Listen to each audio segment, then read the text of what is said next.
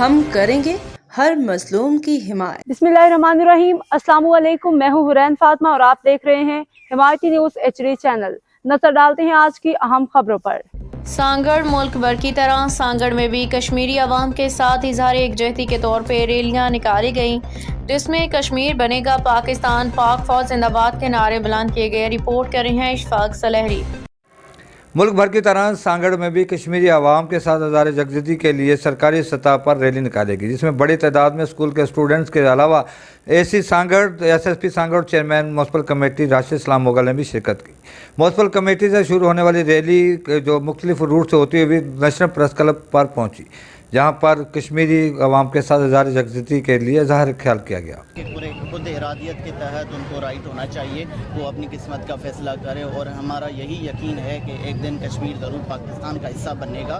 और इंटरनेशनल जितने भी फोरम्स हैं उनको तवस्सुत से यही कहेंगे कि UN की जितने भी करारदादें हैं उस पर अमल किया जाए और कश्मीरियों के जितने भी हुकूक हैं उनका इस्तेसाल जो है वो बंद किया जाए।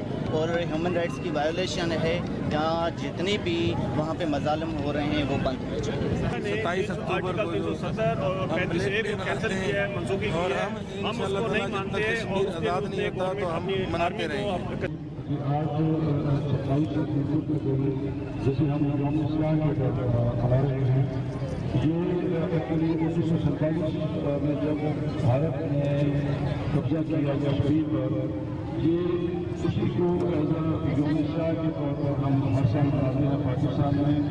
और हम सिर्फ आज इकट्ठे होने का मकसद यही है कि हम दुनिया को ये पैगाम देते रहें कि जब तक कश्मीरियों को उनके हकूक़ नहीं दिए जाएंगे, जब तक उनको हक नहीं दिया जाएगा, तब तक न सिर्फ पाकिस्तानी बल्कि इंसानियत जो है कश्मीरियों के लिए लड़ती रहेगी जहाँ जहाँ उनको। इस मौका पर मुकर्रिरीन का कहना था कि वो कश्मीरी अवाम के साथ खड़े रहेंगे जब तक उनको आज़ादी नसीब नहीं होती। कैमरा टीम के साथ इशफाक सुलहरी, सांगड़। अब तक के लिए इतना ही। मज़ीद खबरों और अपडेट से बाखबर रहने के लिए देखते रहें हिमायती न्यूज़ HD चैनल।